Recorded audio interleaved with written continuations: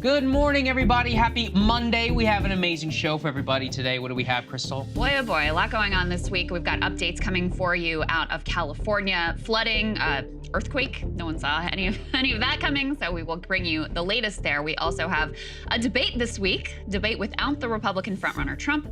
He's officially said now he is not going to participate in any of the debates, so we'll get you all of that. We've also got some updates now coming out of Hawaii, some backstory about some of the dramatic failures that led to the absolute catastrophe there, so we will break that down for you as well. Some pretty fascinating polling coming out just this morning about how Republican voters are feeling about the primary field and how likely things are to change between now and the start of the Iowa caucuses.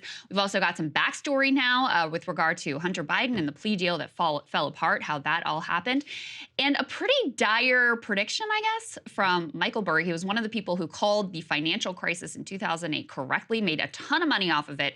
He has just placed a massive bet against the U.S. economy. So break that down for you. But before we get to any of that, we really want to thank all of the premium subscribers who make all of this happen.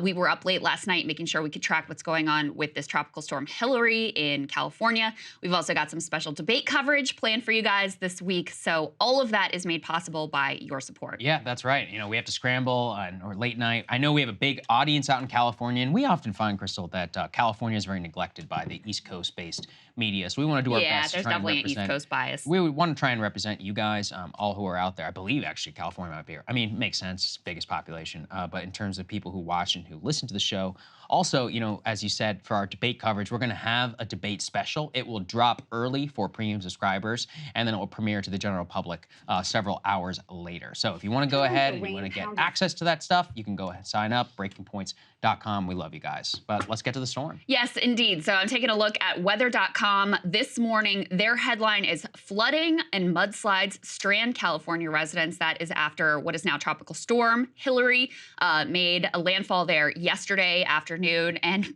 right about the time that Hillary made landfall, we actually had an earthquake also in Southern California. Go ahead and put this up on the screen. We've got a little bit of video here so you can see the shaking. This was a magnitude 5.1. That's considered a moderate earthquake.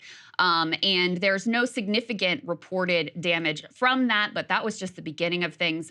Then Hillary came ashore and really lashed that area with high winds and also, in particular, massive rainfall. We can put up on the screen some of the flooding. It seems like Palm Springs was particularly hard hit. I think these videos we are showing you are out of that area. You can see this is what they call a debris plug coming through one of the waterways here. And the rain continues into today. So there are concerns that in addition to the significant flooding they see on the streets in places like LA, Palm Springs, even now moving into Las Vegas, Nevada, that as that rain continues, you could have additional flooding, especially as it sort of runs off down the mountains, fills up the waterways, and continues. So that's what things look like in California, and we'll make sure to continue to watch it for everybody. Yeah, so everybody watch out.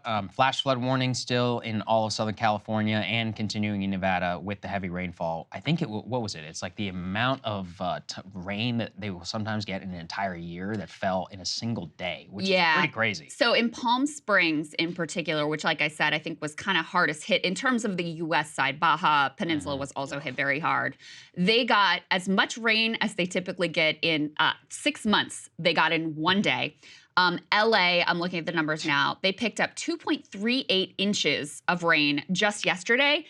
Typically in August, they average 0 inches of rain. So massive increase. And, in the desert areas, they, aren't used to getting this kind of rainfall. And so it can lead to really significant flooding that causes a lot of problems for people. The other thing about this is just how remarkably unusual it is. This is the first time you've had a tropical storm make landfall and hit California in, I think it's 26 years. So highly unusual, partly because my understanding is because the ocean is cooler, you're just less likely to get these type of formations out west than you are on the Atlantic coast. And by the way, there are also a lot of disturbances in the Atlantic right now that they're tracking that could be turning into tropical storms or hurricanes. So, hurricane season just getting started here. So far, we haven't had any reports of deaths. We did have a number of rescues in and around San Diego, people who are stranded in the water in flooded areas. So make sure if you guys are out west, stay home, don't go out driving. I saw some crazy videos of people driving in this stuff. I never understand water this. up to the, up to the engine level in the car. Not a great idea. But so far, everybody seems to be maintaining pretty well. Yep. Hopefully everybody stays safe out there. I know it's a big thing out there in California. We are thinking about you, and we will continue to track it on your behalf. All right, so let's get to the big story of the week, which is Wednesday night. There will be, hosted by Fox News, the very first Republican primary debate. However, we just got official word, not that this will be that much of a surprise, but the frontrunner, the overwhelming frontrunner in that contest, will not be participating. Let's put this up on the screen. True Social from former President Trump. He says, new CBS poll just out has me leading the field by legendary, in quotes, numbers. Trump 62%, 46 points above DeSanctimonious, who is crashing like an ailing bird. Ramaswamy 7, Pence 5, Scott 3, Haley 2, Sloppy Chris Christie 2, Ada Hutchinson 1. The public knows who I am and what a successful presidency I had with energy independence, strong borders, military, biggest ever tax and regulation cuts, no inflation, strongest economy in history, and much more. I will therefore not be doing the debates. So that's kind of noteworthy. He's not just ruling out this debate. He's also like, I'm not going to do any of the debates now, of course. This is a man who can very much change his mind, Saagar. He can change his mind anytime he wants. We should say, though, that because he has said he won't sign the loyalty pledge, it does come down to, like, well, will he act? Because if he doesn't, then not legally, according to the rules of the RNC, then he won't be able to participate. And at the same time, Krystal, he's planning the counter-programming, not only participating in the debate, but something that he often did while he was the president. People will recall Trump's feud, of course, with the White House Correspondents' Dinner, which he shunned his entirety of the time. And he would often plan rallies on the very same nights as the White House Correspondents' Dinner to particularly stick it to the press, because it meant some people couldn't attend and they had to cover the rally instead. He's doing the same thing here. Let's go ahead and put this up there on the screen. He's planning to skip the debate, actually, for an interview with Tucker Carlson, and that interview will air at the exact same time as the debate on X, I guess formerly known as Twitter. I hate that I have to say that now, but it is what it is.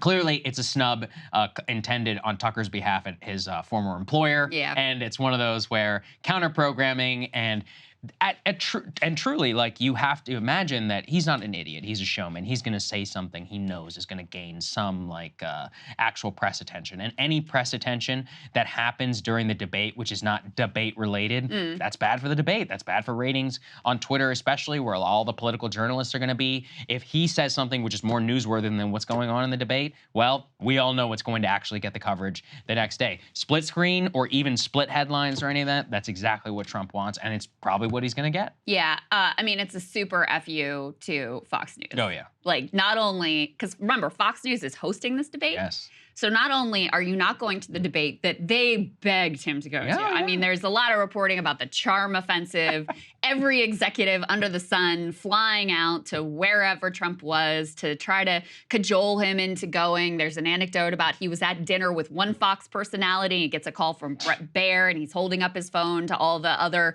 dinner people, showing them that, oh, Bret Baier is calling. And I mean, I think he more or less decided a while ago that he wasn't going to do this. This is something we've been talking about for we haven't expected him to do it for months at this point. But, he liked to dangle the possibility to keep all of these people kissing the ring and begging him to come because he enjoys, he enjoys the suspense. He just enjoys stringing people along like that. So that's exactly what he did.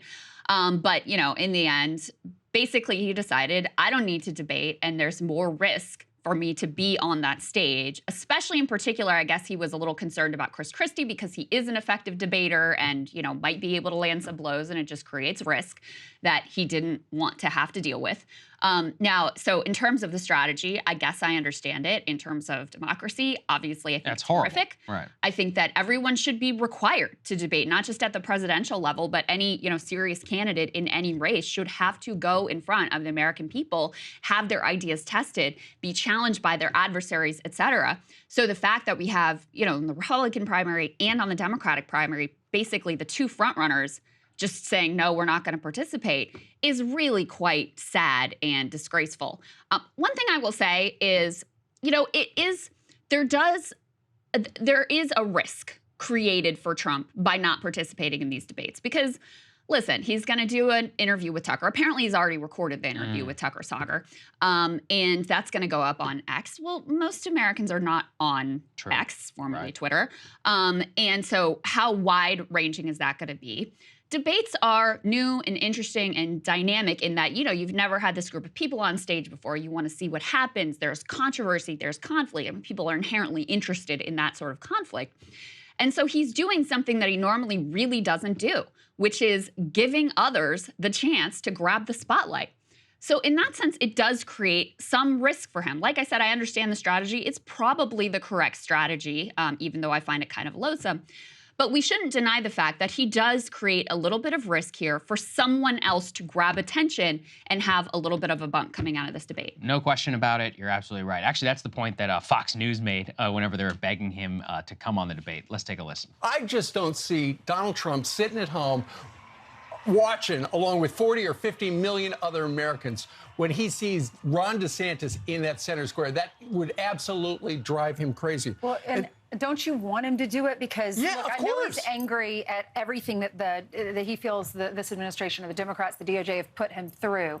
But don't take it out on the Republicans, because Republicans want to see him up on stage. And don't take the voters for granted. Yes, he is ahead by a lot. But to see him up there on the stage would just be wonderful, because we want to see how they interact. We want to hear their policies. That's how he became Donald Trump the first time. He made it entertaining. He made it entertaining. Look, obviously, you know, that's not real and honest analysis, but that doesn't make it not true. It is true, I think, what they're saying.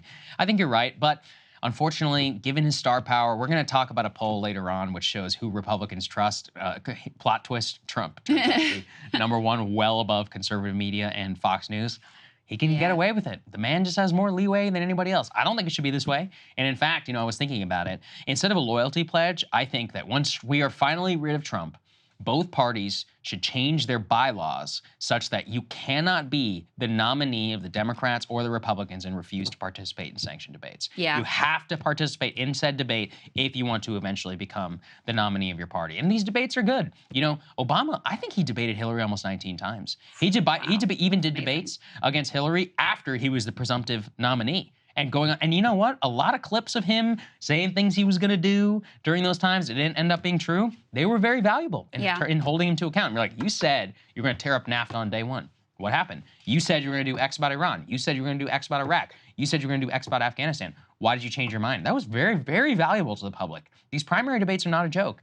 It's very unfortunate, I think, that he won't be doing it. They're valuable to activists, too, because if you make a concrete pledge on that debate stage under pressure from your primary opponents or from the moderators or whatever, that can be real leverage in terms of shaming a politician into doing the thing that they really starkly pledged and promised that they would do. So 100% it's valuable. You never know in a live fire exercise like that what is going to come out, what's going to be revealed, what sort of pledges are going to be made that you can hold people to. So it is incredibly important. I don't have any expectation that the parties will require that, because that would sort of tie their hands. I mean, certainly the Democratic Party has no interest in demanding President Biden debate. The DNC explicitly didn't even set up debates for this time around. So, you know, let's be clear about how much hope we have for all of this. But, you know, the Fox and Friends clips really just shows all of the levels that the Murdoch empire was, all of the firepower they were training on Trump to try to cajole him into going to these debates. But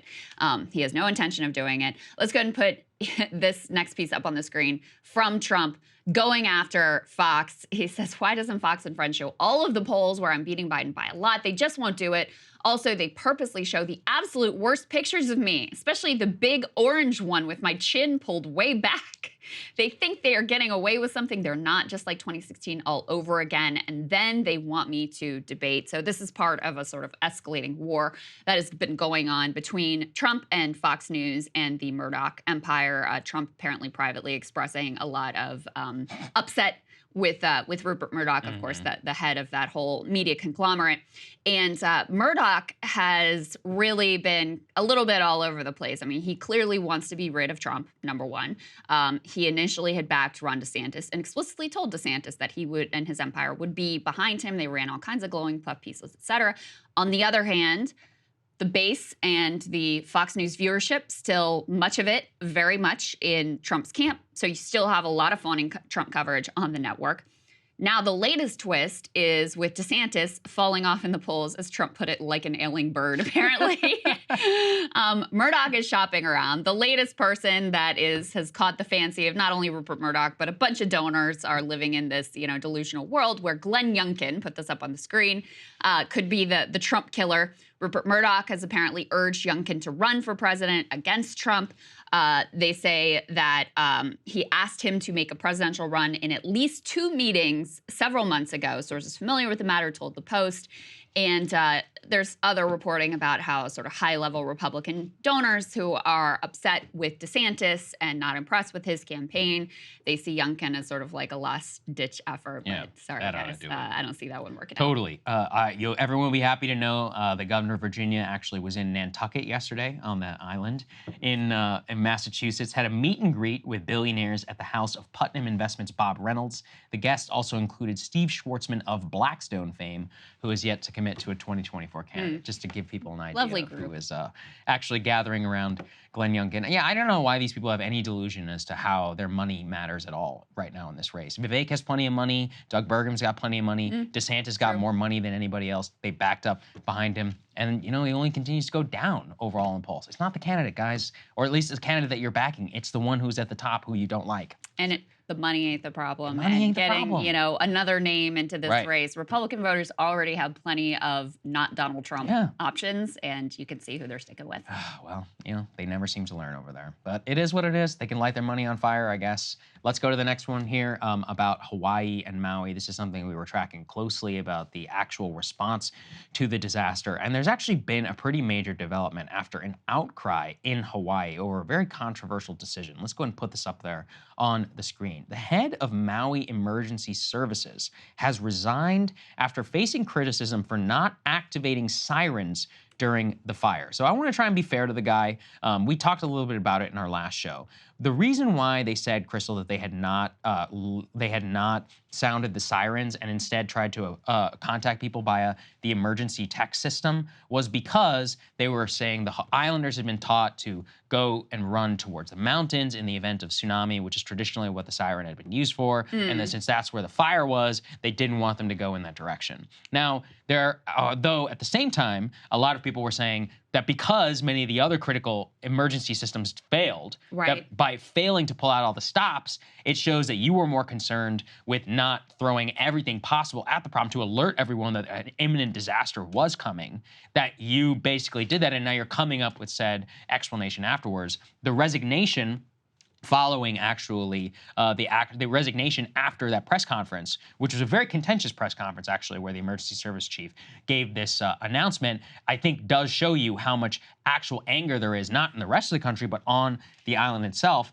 Currently, the Attorney General even says that they are going to conduct an independent review of the government response and an actual investigation as to how this entire disaster unfolded. But this has become a focal point of outcry of people like, well, at least you didn't even try, to give people a heads up. And when we're talking about a death toll, potentially in the hundreds, we still don't know yet what the actual death toll is on the island. But, it's 100 or so right now, but very, very likely to be much higher than that. Already one of the deadliest disasters. Well, in that situation, I think it's very, very important in order to hold these people to account for what they did. Yeah, I think that's right. And, anybody can look at a moment-by-moment decision and trying to figure out what the best course of action is. And perhaps the excuse he's given is reasonable. But in hindsight, given that you have so many residents who were saying, I really had no idea how dire the circumstance was, and I really didn't have enough warning to figure out, a plan and be able to really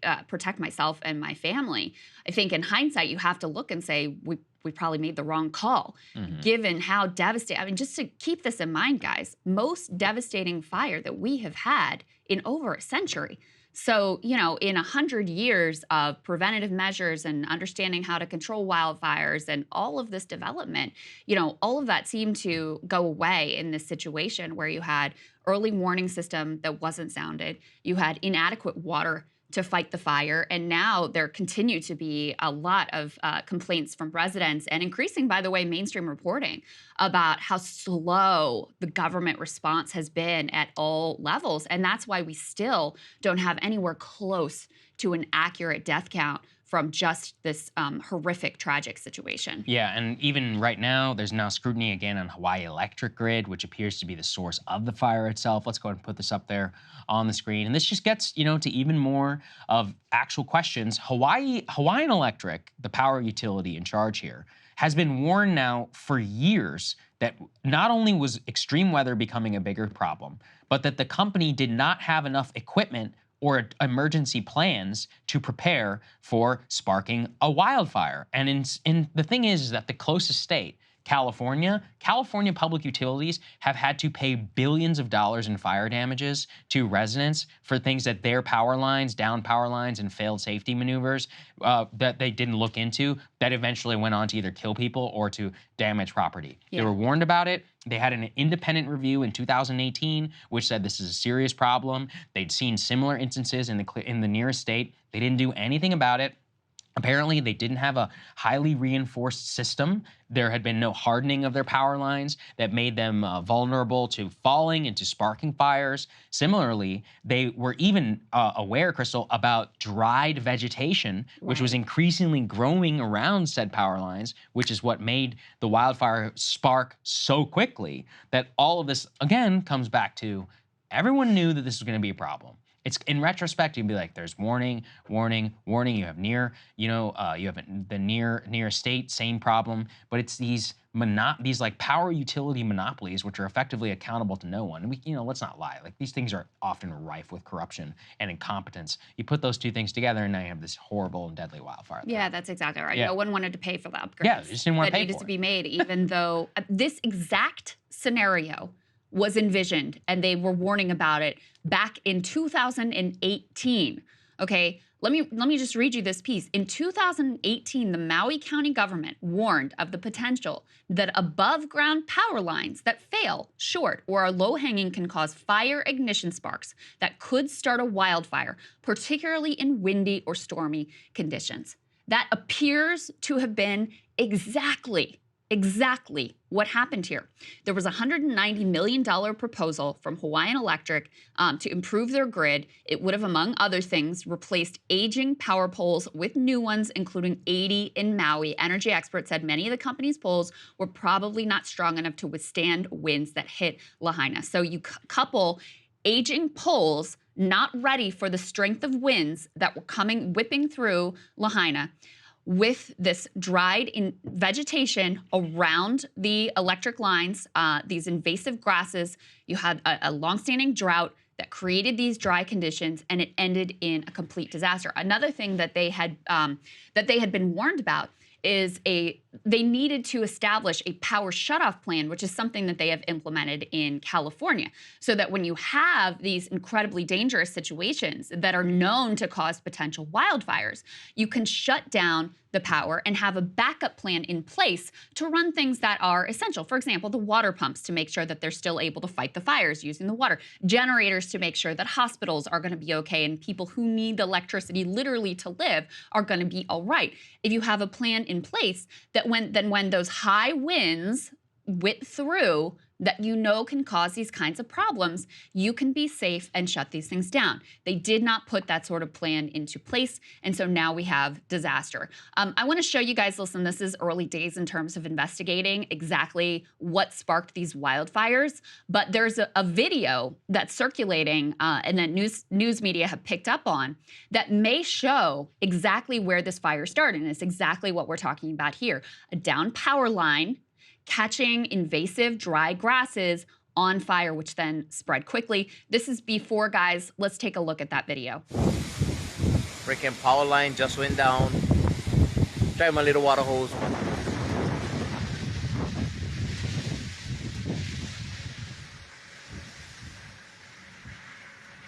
See them right there. That's the power line that started from up the road there, and all of that is still burning.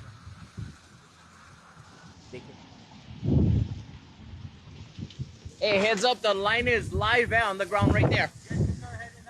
I send my family away already. Thank you. It's super crazy. And then on the other hand, it's like maybe it'll be closure. So that video was recorded, and it was later in the day that the wildfire really spread out of control. So possibly that was the start of it. You can't look at the video and say it didn't say it, that it didn't contribute. It contributed for real. Who knows? We'll look into it, obviously, and we'll continue to follow. And at the same time, you saw that guy with his hose trying to protect his house. This has become another source of contention. Let's put this up there. A lot of scrutiny right now on Maui and on West Maui in particular over their emergency management department and the Department of Natural Resources, who refused to release water immediately requested by landowners who wanted to protect their property from the fires. There was a standoff. He said he needed to go and check with his bosses. There was like a whole procedure that he was trying to follow in terms of you got to talk to the people who were in charge of the farms and the people who were owning the company property. Eventually, Krystal, the water was released to the landowners, but by the time it was, fires were already basically rampant. And, the ability in order to immediately dampen the area around you, many of the people are on the island are furious about the conflict on the water management because they say that they could have saved either their farms or their property should that have happened. And it's not just about property. I mean, people, died in this fire. Yeah. And it's, people died, they lost their lives, and then we have hundreds of billions of dollars of damage here. And now there's a whole question of, obviously, what we're talking about in terms of land development use. The state says they're going to buy it. Are they actually going to buy it for the residents? These snaking real estate developers are already moving in on this. So this whole thing, it's far away. And so, like we talked about earlier in our show, the East Coast, they're aware of what's going on, but they're not tracking and following the developments closely as if it were to happen in Boston or Washington or New York or something like this. But this is a real scandal, I think, whenever you look at the multi-tiered response to this. The water piece is really complex and really devastating. And because there have been long-standing ideological divisions on Maui, this is similar to the sort of disputes that you see in the Western U.S. About who has the right to the water and how is it distributed, et cetera. And so the question here is, did ideology get in the way of, in these past power struggles over who owns the water and who has a right to it, did that get in the way of an effective fire response? That is the allegation from a lot of people. And then the last thing to mention is that President Biden is actually taking a break from his vacation to fly into Hawaii today to survey the damage. And, I'm sure he's going to, if he gets any residents near him that have a chance to give him an earful about how they feel about the response so far, I'm sure he's going to know quite a bit about the lack of visible federal government response. Thank you, Mr. President, for taking a break from staying at billionaire Tom Steyer's house, of which he claims he's renting for fair market value, which is great, in Lake Tahoe. Thank you for taking a break during that second vacation, actually, this month in order to visit Hawaii after you originally said no comment. That's the American leadership that Americans have come to expect. Yes. All right. Shamed him into doing it, so glad that he'll be there. All right, let's talk a little bit more about what is going on in the Republican primary, because we have some really fascinating numbers out for you this morning that give you a real state of the Republican base. Well, let's start with the CBS News poll, and these are just the top line numbers. This is actually the poll that Trump was referencing in his truth about how he's not going to participate in any of the debates. Go ahead and put the top line up on the screen here. You can see Trump really running away with it in terms of the CBS News YouGov poll. He's at 62. Second, way down the line, is Ron DeSantis, 16%. Next, you got Vivek Ramaswamy at 7, Pence at 5, Scott at 3, Haley 2, Christie 2, Doug Burgum 1, Asa Hutchinson, not Ada. Now I have it in my head that his name is Ada. It is not Ada. It is Asa at 1%. But perhaps even more fascinating were some of the details contained within this poll. Put this next piece up on the screen. They asked what was actually a very interesting question. Which of these individuals or institutions do you feel are telling you the truth? So feel what they tell you is true. 71% of Trump voters say they think that Trump is telling you the truth. Down at the next highest level, so lower than Trump, 63% said friends and family. Only 56% said conservative media figures. And maybe even the most wild here, religious leaders, only 42%. So again, this is among Trump voters.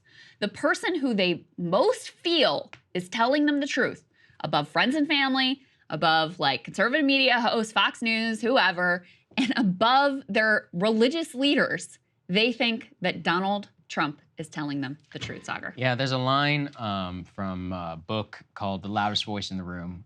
It's a biography of Roger Ailes. And there's a very famous one that I always think about in terms of the news business. And Ailes apparently they were debating something about being informed, informing the audience.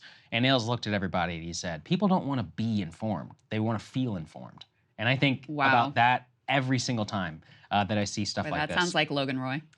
Well, it was based on for a reason. Ailes was, in many ways, is a much more interesting character, I think, than Logan Roy. But feeling like what they tell you is true. This is a story about the downstream destruction of norms and of faith in institutions. And I'm not going to blame the voters themselves. I think it is up because of the lack of trust in religious leaders and in conservative media figures. The fact that they are willing to place so much truth and emphasis inside of Trump shows you that they have no trust in the mainstream media, no trust in their government, even the friends and family number. They're willing to put so much of their faith, their interest, and look at the truthfulness of what Trump says, because they literally have such low levels of social trust with the people around them and with overall society. Now, there's a lot of factors that go into that, but I'm not in the blaming people business. I'm, in the business of being like, how the hell does something like this happen? It's multi-generational that we've gotten to this point. It's taken, economics is a huge part of it. Culture has a big part of it as well. Media, centralization, monopoly, and there's so much, I think, really that goes into this. But this result, this is the central problem of our time. Yeah. And, I don't think Democrats necessarily should feel all that much better. If you were to flip this around and be like, MSNBC, friends and family, then government, Trump or something like that, I guarantee you would have similar results. So it's bifurcated really in terms of who you trust, who is telling you exactly what you want to hear. That's a big problem. Now, luckily, you and I have found success in not telling people necessarily what they want to hear. But we're not under any illusion though that this is a big, massive segment of the country. If anything, we are cutting very much against the grain. That's great that some people do want to feel challenged and all that, but the vast majority of people don't. The vast majority of people want to feel comfortable and they want to hear exactly what they think being parroted right back to them. Yeah, I think there's two things here. I think the factors that are ongoing, multi-decade, that justifiably broke a lot of trust in institutions, but also have really broken down social cohesion. That's how that friends and family number makes sense. Created an opening for an individual like Trump, yes, who steps in and, almost overtly says, I am the person who will tell you, don't believe no one else, right? And makes all of our politics, both on the Republican and the Democratic side, and independents really among everybody, makes all of our politics about how do you feel about this one individual. And, if you're a Trump supporter, if your friends and family aren't Trump supporters, then, whatever view of the world they have or whatever quote unquote facts they bring to the table, you are very likely to distrust.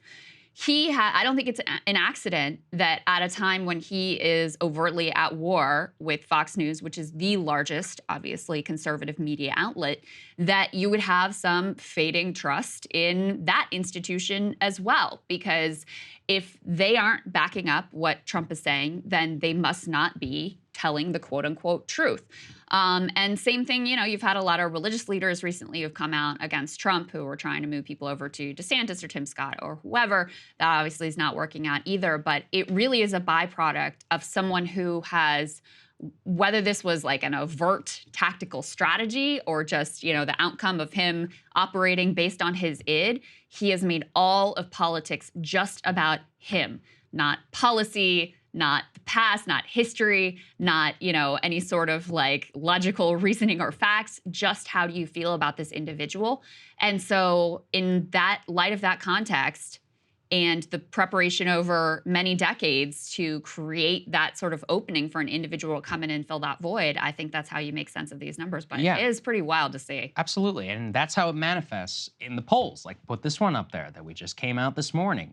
How GOP views of Biden are helping Trump in the Republican primary. You pointed this out, Krystal, from there, which is that one of the reasons that they think about electability and they think Trump is so electable is they literally don't believe any of the polls that say that people don't like Trump, and they think Biden is such a bumbling, old, Alzheimer's-laden fool that anybody could beat him. So to them, it's not competitive. And, There's something to that. There is also, though, the truth that they don't want to hear, that a lot of people in this country not only don't like Trump, a lot of them hate Trump. And if you combine those two together, that's a pretty sizable portion of the population. At the same time, and I'll always be the person to add that caveat, it doesn't mean that a ton of people aren't going to vote for him. He had a 30-some% approval rating in 2020, and he won 70-something million votes and came within 30, 40,000 of actually winning the presidency. So don't ever count on not liking somebody for that doesn't mean that you can't win. In our system, it absolutely means that you can win. So I always have to add that caveat, but the electability piece of it shows you have to understand the mind of who these people are, not even the media that they're consuming, because clearly they don't even trust, their own conservative media figures as much as they trust Trump. Trump is the one who is telling them Joe Biden is such a fool, anybody could beat him, and that's why you should pick me. Well, and not only that, I mean, there's an irony here, too, because Fox News, led by Rupert Murdoch, also obviously really wanted to move on from Trump. Yes. But they also have been leaning into this, painting Biden as so frail and so weak that anyone could beat it, right? And, as you said, there is something to that. I'm not saying he's a strong candidate. You got a majority of Democrats who are like, we'd really like to move on from this dude. His approval rating is underwater, et cetera, et cetera. But they painted a picture that was so dire that people feel like, even if Trump is like facing all these indictments and potentially facing prison time, we think that literally anyone could beat Joe Biden.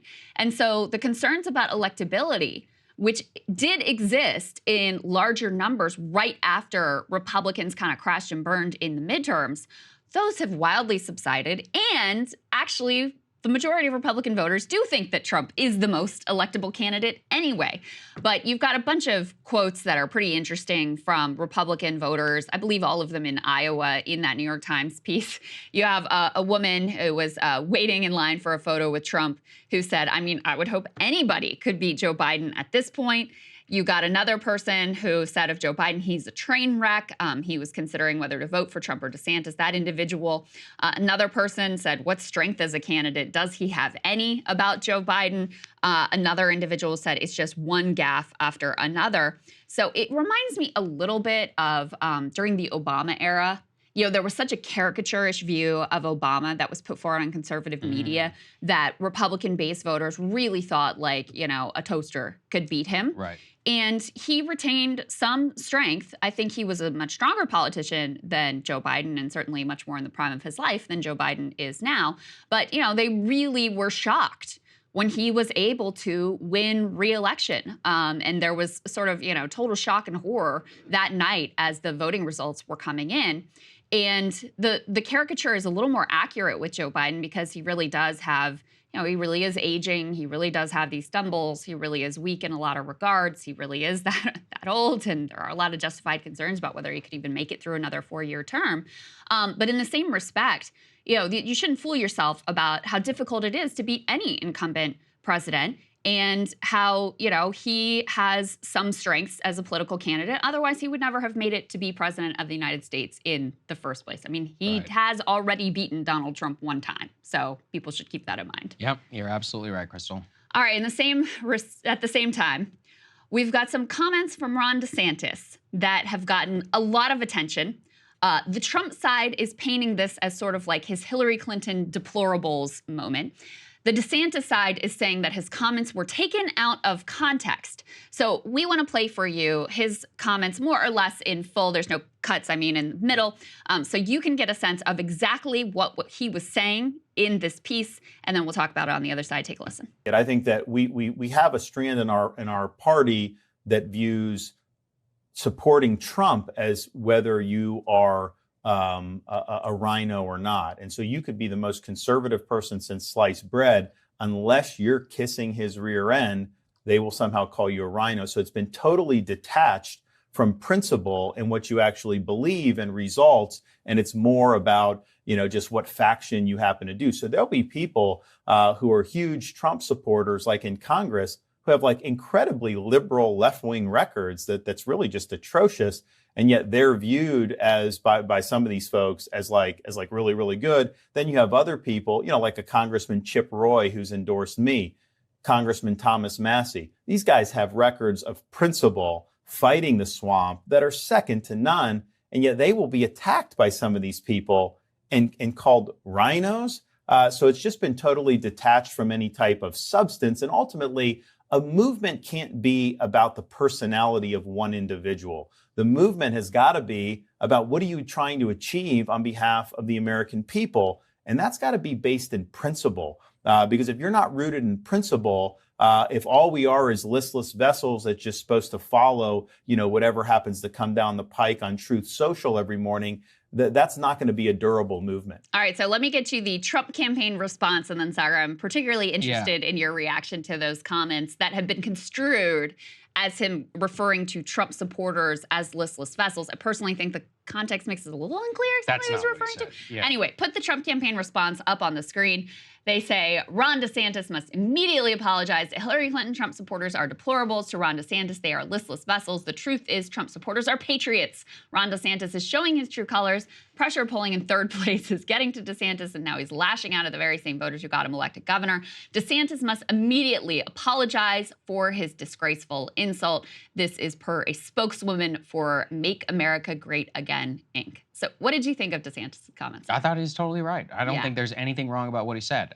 In terms of winning, though, you probably shouldn't say that. So it's one of those where analytically, he's obviously right. And I think it's probably a frustration born of you are running the on paper, you're ticking all the boxes that these people say they want. They're like, we want to challenge corporate power. We want this. We want that. We want to use the power of the state to enforce our ends. We want somebody who can win. Somebody who's not embroiled in.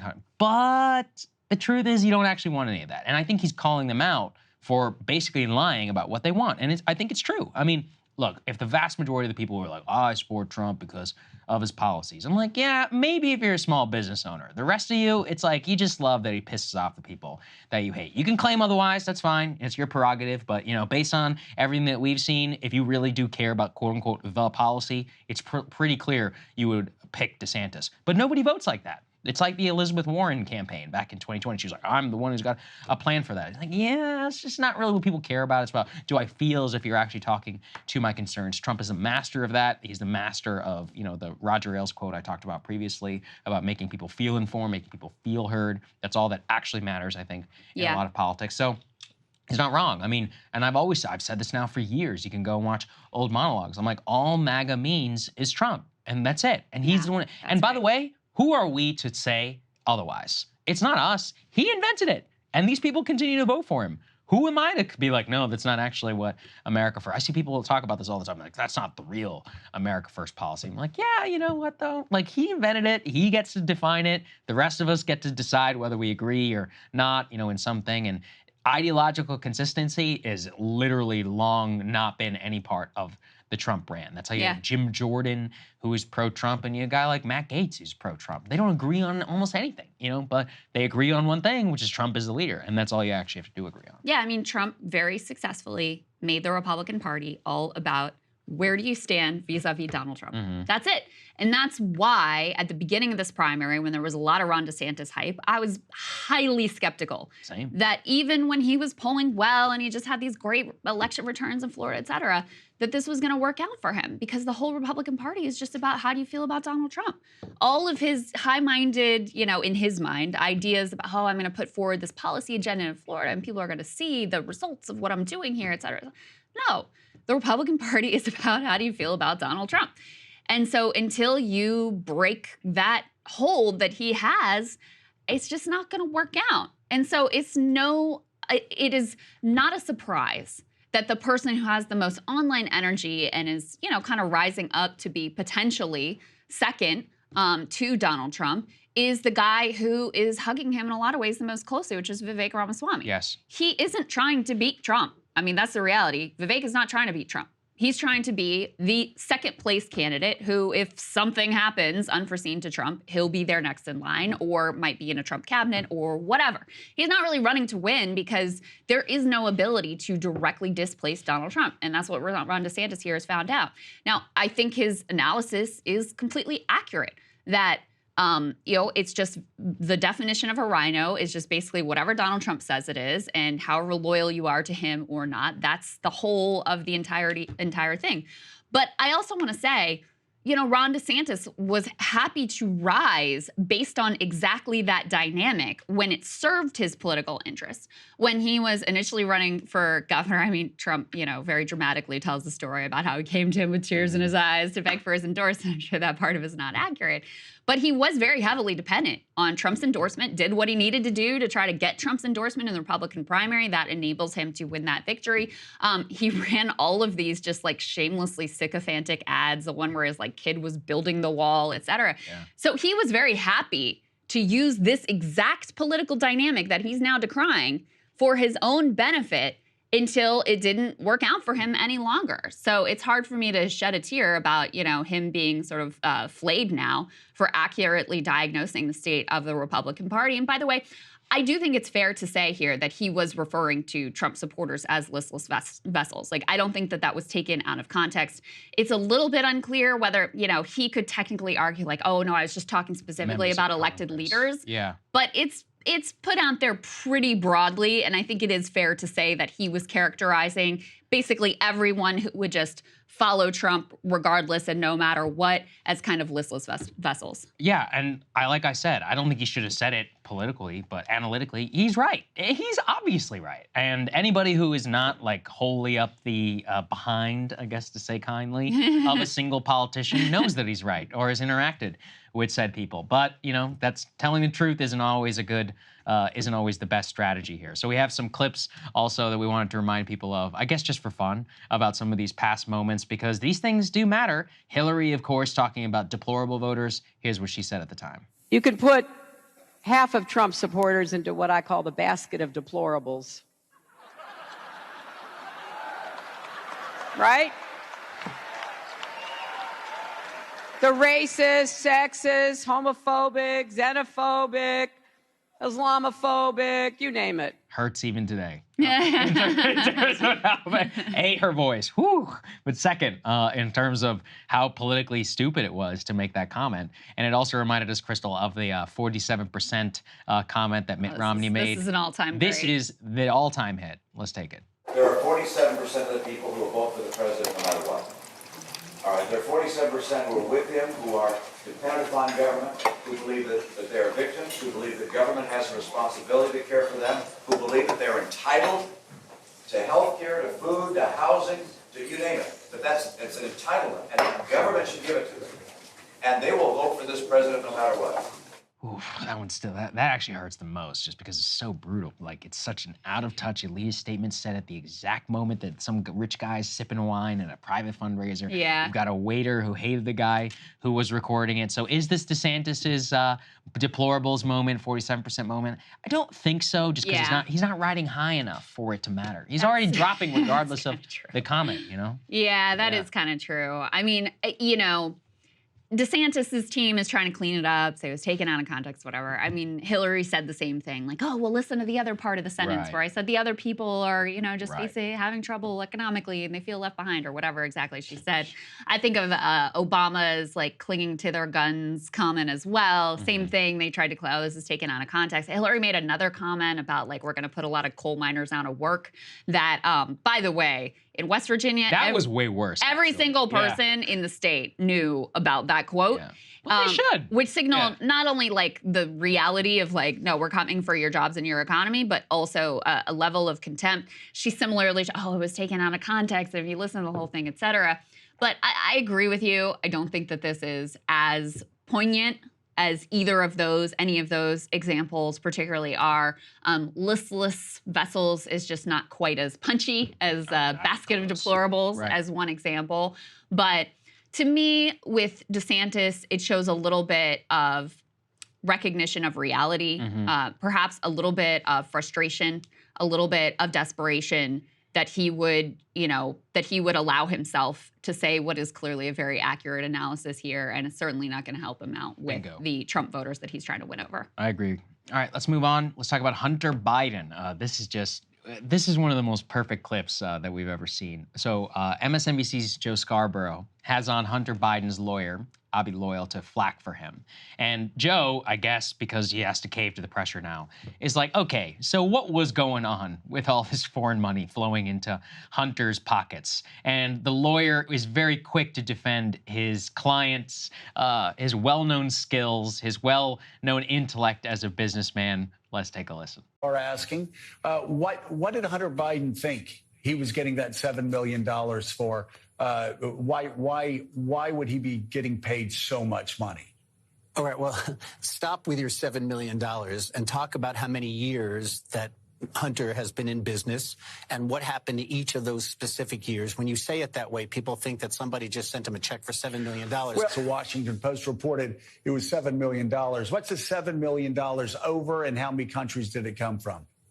Well, okay, so first of all, it's much more complicated than to say it comes from countries. There are joint ventures between American entities and, in one or two occasions, a potential foreign entity to create the possibility of jobs and energy in the United States. That's too complicated to try to explain, but I can answer the question that you asked in the following way. Over the time that he was in business, this is, again, something that people ought to pay attention to.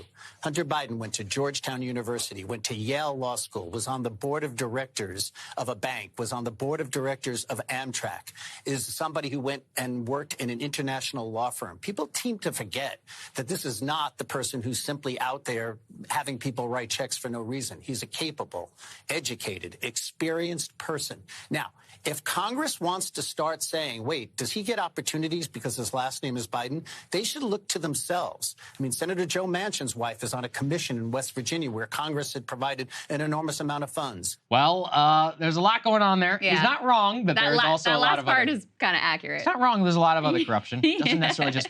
My personal favorite is that they basically refer to him as a job creator. You see, Hunter was creating a lot of jobs for hookers here in the U.S. and across, and drug dealers. You know, we got to think about this. This is outrageous. You know, all those his qualifications that he listed were all ones that also came as a result of his corruption. Yeah. He was like, oh, he served on the board of Amtrak. You know why he served on the board of Amtrak? Because Biden was obsessed with Amtrak. His qualification was, quote, he rode the trains a lot. That was the best. Everyone thinks I'm kidding whenever I say that. It is an official statement that he made whenever he applied for the job. And it would all be funny if it wasn't one of the most brazen, like, elements of someone getting away with it clearly by becoming filthy rich, exploiting his position, and now, because his dad is the president, getting special treatment. And we're seeing that clear as day. Let's put this up there on the screen. This is a fascinating inside look where, in talks with prosecutors, while Hunter was negotiating his sweetheart deal with the current special counsel, he actually, lawyers, made a threat, and I don't think there's any way to read it otherwise, that President Biden would now have to be a fact witness, Krystal, for the defense at trial.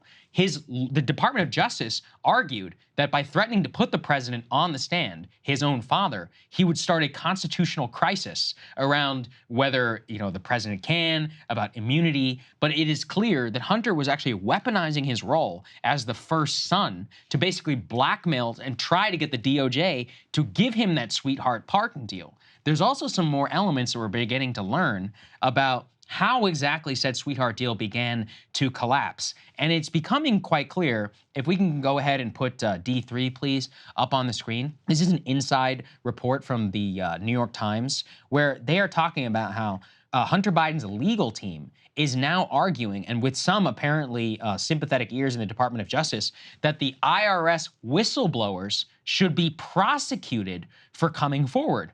But if you put the two stories together, you actually learn something very interesting, which is that sweetheart deal actually collapsed after the whistleblowers came forward, because the public details of what Hunter has gotten away with effectively by originally being able to plead misdemeanor and get immunity from all future federal prosecution, it looked terrible for the current special counsel. And he was like, all right, I can't be agreeing to this deal. There's all kinds of chicanery now clearly going on behind the scenes. Such a mess. Yeah, this is crazy. Such a mess. Yeah. And the story in Politico that breaks down how this all fell apart is really interesting. I mean, basically, the TLDR is that Weiss screwed this up in every way that he could.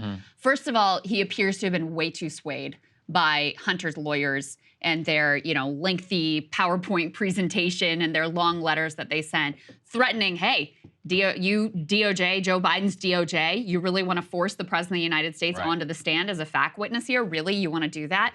And then also they were making the argument that, this would be seen as political if you went after Hunter, et cetera, where it was actually political that they didn't go after Hunter is what ended up happening. So Weiss strikes this deal with Hunter that he really shouldn't have. That the most egregious, really in some ways, part of it was the broad immunity that they did agree to based on the letter that Politico got their hands on that had the specific language about exactly what legal issues would be taken off the table. I'll give you the specific language here. It's kind of technical, but just so you get a sense of it, they say the U.S. agrees not to criminally prosecute Hunter Biden outside of the terms of this agreement for any federal crimes encompassed by the attached statement of facts, and the statement of facts attached as Exhibit 1 to the memorandum of plea agreement filed the same day. This agreement does not provide any protection against prosecution for any future conduct by Biden or his affiliated business. And in those statements of facts that they reference there, they go through chapter and verse of not only the drug issues, the tax issues, the gun issues, but also the foreign, potentially corrupt dealings. Yeah. They also list that all out. So when Hunter and his team in the court were like, no, the agreement includes this broad immunity, they were actually correct based on the deal that had been signed off both by the government and by Hunter Biden. Now, to be clear, it is outrageous that Weiss gave him this broad immunity. I mean, that was a real screw up. And it appears that Weiss came to understand when these whistleblowers came forward, and once there was political heat and scrutiny, came to understand that he gave away the store and really shouldn't have. And so then they try to backtrack. Then you have the whole plea deal collapse in the courtroom. Now everything is really up in the air. Hunter's original lawyer, Jeffrey Clark, who negotiated this original plea deal that, again, both parties signed off on, he is now off of Hunter's team. Abby Lowell, who you saw there on MSNBC, is now leading the team, very well-known, high-powered DC lawyer, et cetera, because Clark may now be a witness in terms of the Hunter trial of how this deal all came together. Because Hunter's team is like, we had a deal, you signed off on it. I don't care if you changed your mind and thought it was too good of a deal, but we had this deal. And so part of the potential trial going forward is going to be litigating whether or not this deal represents like a binding contract. But just to get to the bottom line here, it was insane that Weiss ever gave him this widespread immunity for all that he was doing in terms of business deals overseas, even as they have an investigation continuing and ongoing. He never should have given that deal. And now he's trying to CYA to cover his own ass by, asking for the special counsel appointment and going back on his, the original deal, et cetera. But it's a total mess. And guess what? On top of all this, as if it doesn't get any worse, put this up there. It turns out, as crazy as all of this sounds, it gets even crazier, because it turns out that Hunter Biden actually moved into the White House for 2 weeks, all while this crazy stuff was going down. As he was resolving his legal troubles in June, moves into the White House, having multiple private conversations with the president. A plea agreement was actually made on June 20th. Quote, 1 day later, the president and first lady welcomed first House guests from California, his name, Hunter Biden, along with his wife and one of his young sons, to stay for 2 weeks immediately after that was done. This is, first of all, not disclosed. How can the president and the White House are like, hey, what do we have to disclose whenever our family is staying there? It's like, well, yeah, I guess if it's like your small child, that's one thing. If it's your 50-plus-year-old son who's currently negotiating with the Department of Justice and getting sweetheart deals where you're directly weaponizing your role as first son, I think that's another one.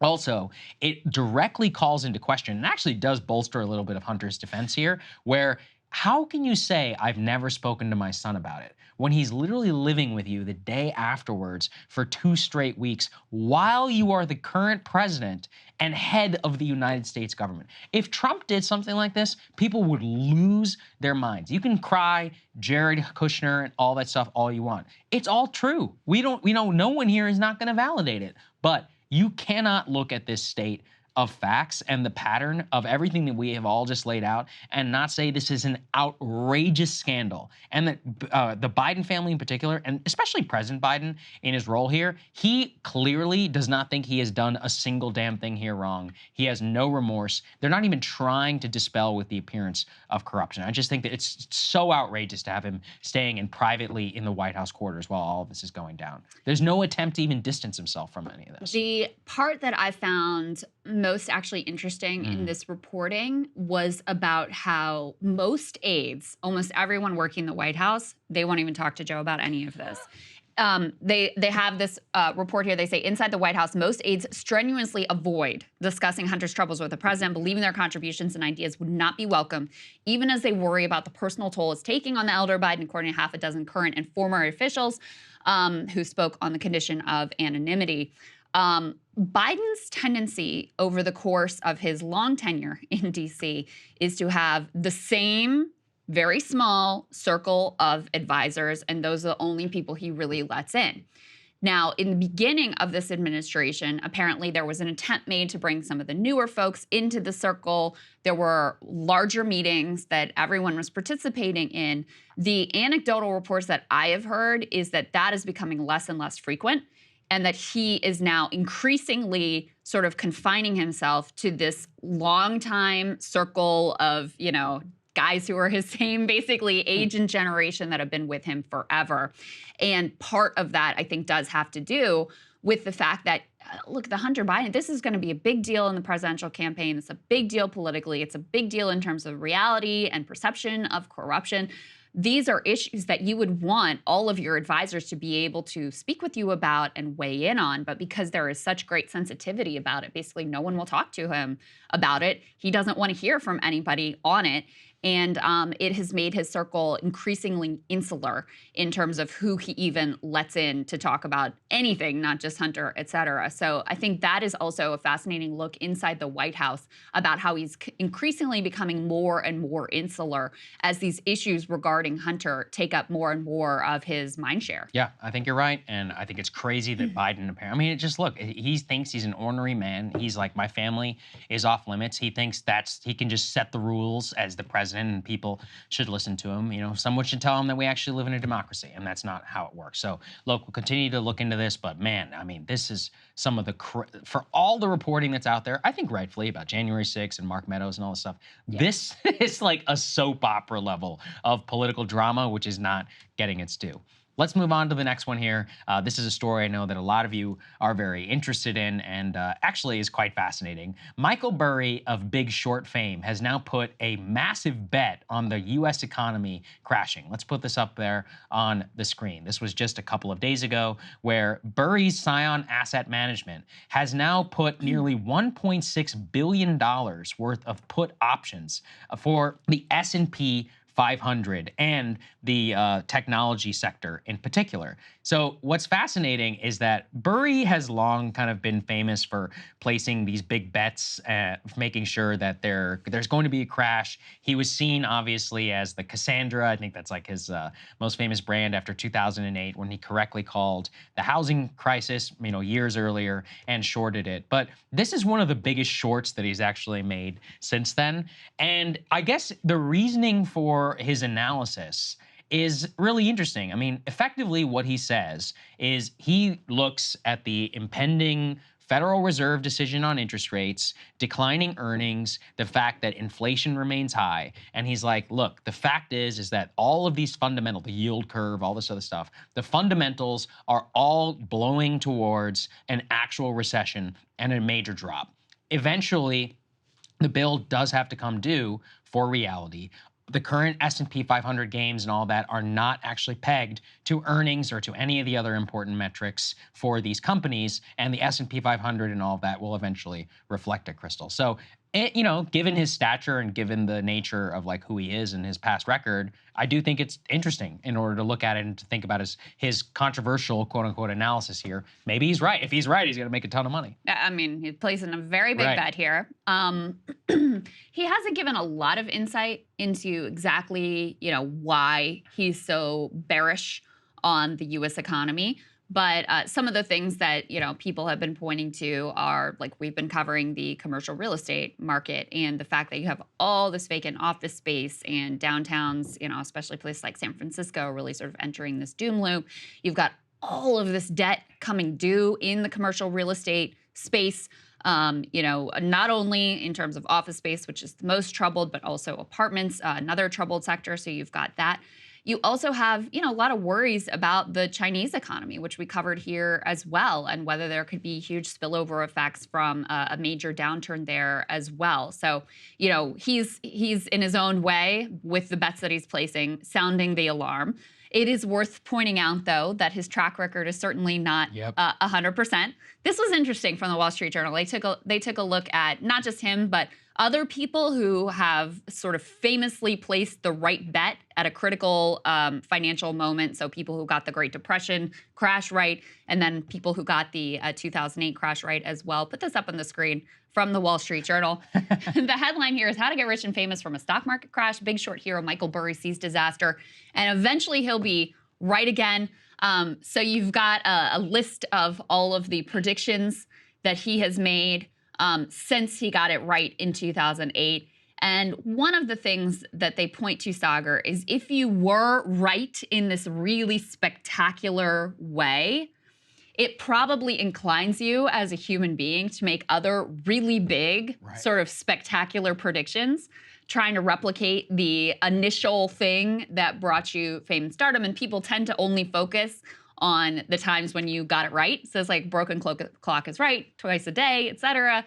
But then again, he was right once. He called it when a lot of people didn't. So you also can't just discard what he's saying, because he was seeing something in the market that other people were not seeing at all. Yeah, I mean, I think the reason why we are even covering it is just because, of course, of his past record. We're trying to offer the caveat. And I do think, though, it's important, every mainstream financial analysis out there, which always makes me suspicious, is they're like, we think it's going to be okay. We're going to achieve the soft landing. Yes, interest rates and all that. But like you said, look at commercial property. Look at inflation.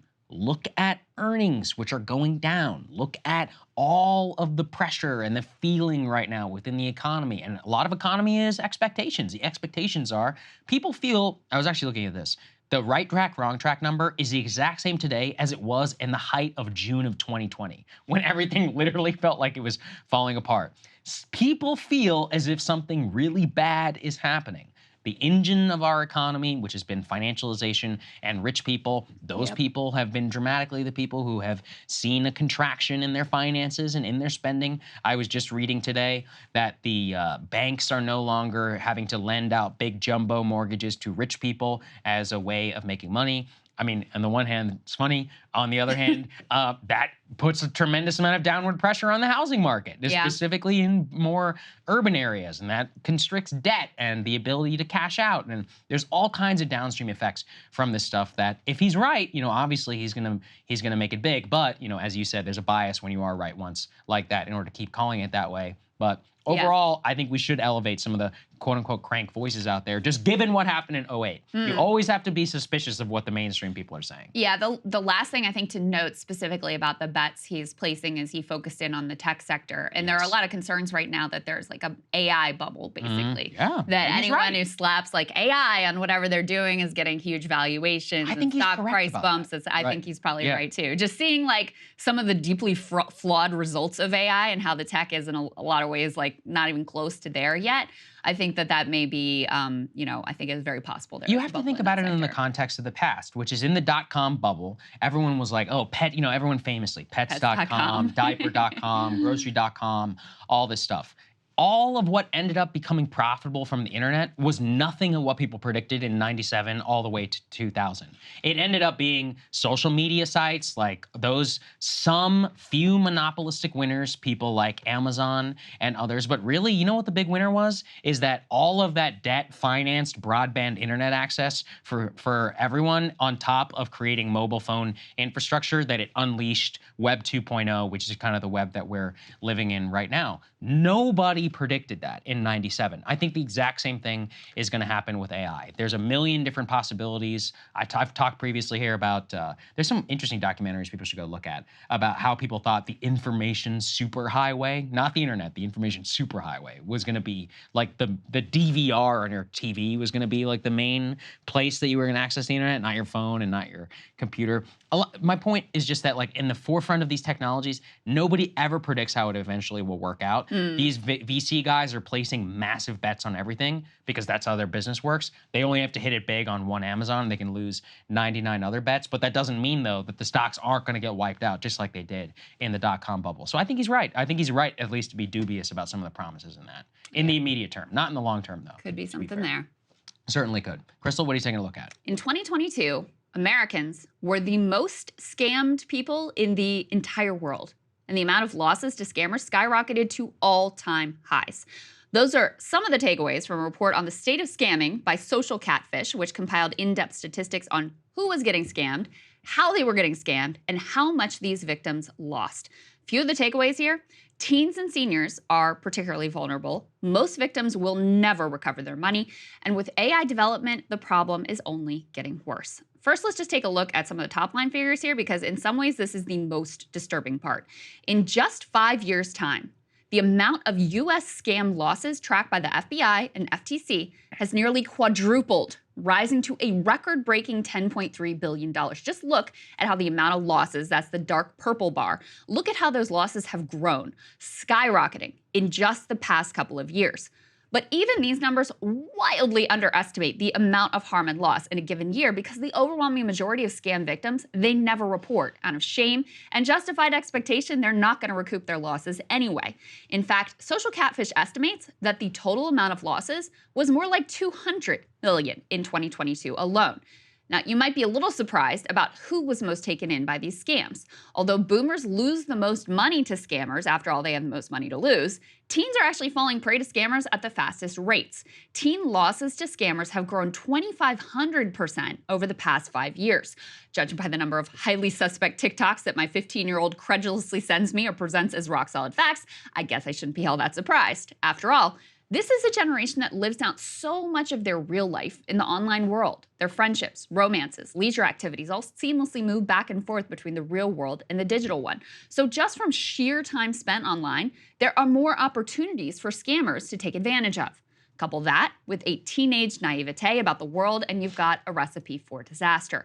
Now, the most common scams targeting teenagers specifically take advantage of their desires for connection or for clout. Scammers might pose as a young, attractive person, luring the teenager in before asking for money, or asking for nudes that they then use for extortion. They may pose as a social media influencer, promising some sort of prize if the teen just pays a fee or sends bank account info. They might advertise a too-good-to-be-true discount on some product and make off with the cash or bank account info when it's sent in. Or scam young gamers with a promise of some in-app purchase for rewards that do not actually exist. But make no mistake, whatever age you are or interest you have, there is a scam tailor-made to target you. They prey on all of our nation's failures and all of our vulnerabilities. In an era when housing is wildly unaffordable, wages are stagnant, debt is sky high, get-rich-quick crypto schemes have become the most financially devastating scam in the whole nation, jumping ahead of business email compromise schemes as the most costly. In 2022, more than ever before, young men in particular were lured in with fake initial coin offerings, fake exchanges and wallets, and pump-and-dump schemes. But financial insecurity was the bedrock of a whole host of successful scams. Lonely boomers were preyed on by scammers posing as wealthy businessmen looking for love, luring the victim in with promises of wealth and business opportunities, convincing them to send money for investment schemes that do not exist. Others fell for lottery scams, where they're told they'll win a big prize if they just pay a fee or send in private identity information. Black Americans facing massive wage and wealth disparities, they were lured in with fake work-from-home job opportunities that might help a single mom make ends meet and still have time with their kids, but really are just a trick to steal their identity or some upfront payments. And they were tricked with fake apartment scams by fraudsters to exploit the desperation caused by high rents and housing discrimination to steal deposits and application fees for non-existent rentals. The highly charged emotional political climate has also become a ripe landscape for scammers. We've documented some of this on this show. From the We Build the Wall scheme that Steve Bannon was indicted over to the fake Trump bucks, which were sold as legal tender, former President Trump's devoted followers have been robbed by scammers who exploit their sincere devotion to their political hero. But it is not only MAGA that is being robbed. The George Floyd social justice movement gave rise to fake GoFundMes, fraudulent charities claiming to fight for progressive causes, but really just stealing people's money. The unfortunate reality is this is just the beginning. With financial precarity rising, loneliness festering, paths to personal empowerment closing, our nation is only becoming more vulnerable. And with the widespread adoption of AI, creating a new landscape of voice impersonation, face swapping, and deepfake videos, the tools to trick people are only becoming more sophisticated. Our nation's status as both wealthy and wildly unequal with a threadbare social safety net has made us the #1 target of scammers from all around the world. No other country even comes close in terms of online scam victims in 2022.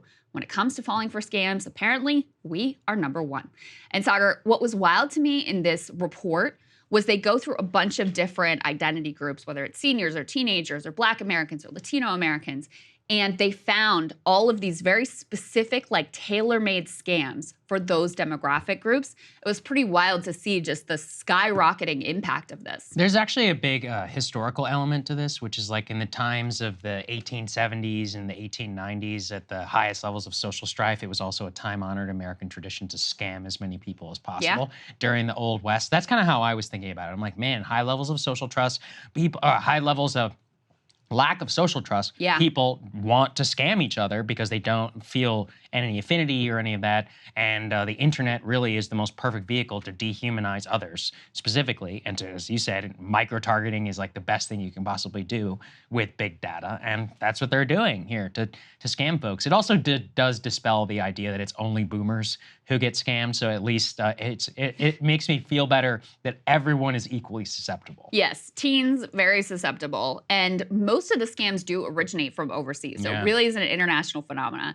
They're surveying the landscape of, you know, who is the most vulnerable to whatever their schemes. And yeah, the US is target #1 in terms of global scamming. Yep, that's sad. All right, Saagar, what are you looking at? Well, for those who know the mythology of the show, it really does all start with Andrew Yang. Back in 2020, during the Democratic primary, Krystal and I started a radical experiment on Rising. Can we cover the news in a way that doesn't make people hate each other and isn't the typical partisan BS you see on TV? We're plugging away, pleased with our modest progress, and then Andrew Yang showed up for an interview. We treated him seriously. After that, it went stratospheric. So because of this, I always have a very soft spot for Andrew Yang and for the Yang Gang. What we saw at that time was that Yang and his supporters' only desire was to be treated with respect by the media and the overall electoral process. Pretty much until the end, he was denied that respect, and in many ways, he continues to do so. But his campaign did spawn a lot of lessons. For me especially, Yang was, I believe, the first true candidate of the internet, in that he quite literally could not have ever existed without it. There were predecessors, to be sure. Barack Obama, for example, he used his website to raise money in an unprecedented way from small donors. But at the end of the day, he was a traditional politician. He was a sitting US senator. Yang, for all intents and purposes, was just a dude who wrote a book. With the message, though, that spread enough through the annals of the internet, he made his way to the debate stage and was revolutionary at the time. So with this election, the question arises, who is the successor to Andrew Yang? In my opinion, we already have 3. 2 of them are on the Democratic side, RFK Jr. and Marianne Williamson. Both are probably even more marginalized by the media and the establishment than Yang was because of the current lack of primary process. But on the Republican side, we're seeing a different story, and it's important to try and understand why and how this campaign appears to be working. And that campaign is Vivek Ramaswamy's. Ramaswamy, by all rights, should be a footnote to the 2024 campaign. He has never held elected office. He's never really been involved in capital P politics at all, really, before 2021. Seemingly kind of came out of nowhere with a book called Woke Inc. written after 2020, which is when he first came on my radar. But even at that time, the seeds of his so far successful campaign were planted. He seemingly did every podcast that asked, interviews big and small, mainstream media, but independent as well. And he used his Twitter account to spread the word. If you go ahead and take a look at this, just like Andrew Yang, when he announced for president, he's continued his strategy. He has appeared, just like Yang did, both on mainstream media, but also shows like ours, Megyn Kelly, the All In podcast. Anyone with a massive platform.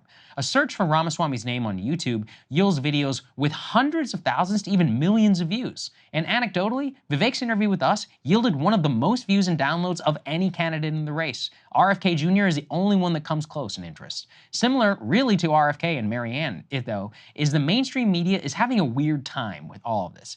Vivek is getting coverage here and there from the New York Times or others, but over on Fox, they really showed their hand in a recent segment on the so-called Fox News power rankings. Take a listen to this again if you missed it from our previous bit on Thursday. Our power rankings show former President Trump keeping a firm grip on the party. So here's what we have, Dana. He is far and away the front runner. Ron DeSantis, Tim Scott are in contention.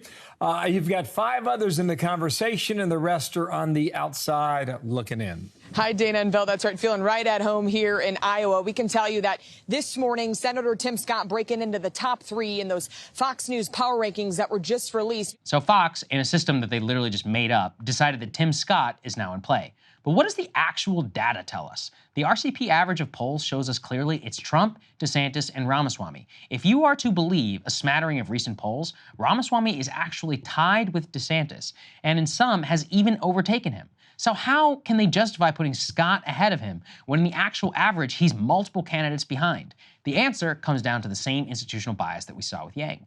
They simply cannot believe that it's real. And look, maybe it isn't. One red flag for Vivek was that the most recent New York Times Siena poll found him at nearly 2%, far below the other averages. Maybe that was an outlier. Maybe the others won't. But within the system that we have, it's clear that he is a much more serious contender than many traditional candidates, at least as serious as they can be within the confines of the Trump-dominated party. Which brings us to the lesson section for the future. Considering Trump's complete domination of the party and the press and the mind of the GOP voter, it seems clear he is most of the conversation around so-called competition. It's all academic. What can we learn from Ramaswamy candidacy, at least so far? One lesson is clear.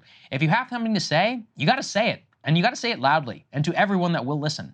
And I can tell you that booking him was incredibly easy relative to many of these other candidates. The others have been a Byzantine process of negotiation with aides on timing, often getting no response, despite the fact that shows like ours are watched by millions of people. At the same time, we get no response that I'll see these candidates then pop up on a weekend CNN hour, watched by probably 1/5 the number. Why? They're playing an old game. They are wedded to the old style. Traditional questions, traditional answers. Second, though, is of uniqueness. Having something to say is not the only metric. You gotta say something that is genuinely unique relative to everyone else. And when it comes to defending Trump, Vivek always goes the extra mile. In a signal to Trump supporters, he's on their side. When it spans foreign policy, climate, wokeness, any other issue, he's got an extra long Twitter essay loaded with bullet points, and he comes prepared with interviews to actually defend his positions. He's perfected the online art of saying something outrageous and then having the intellect to at least back up some of it rhetorically, which scores him earned media and makes people pay attention.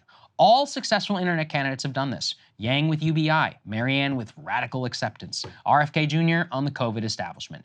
It shows again that the internet, at its most powerful, is a dissonant force to establishment voices. And it inches us closer to my own personal dream, a world where the gatekeepers actually don't matter at all anymore, and that anyone, anywhere with something to say may actually get a shot at winning. And so I think it's really interesting what Vivek has been able to accomplish. Even today, I just saw Time Magazine did like the race for Trump, and it's like Trump and then DeSantis behind him. But then they put Tim Scott and Nikki Haley behind.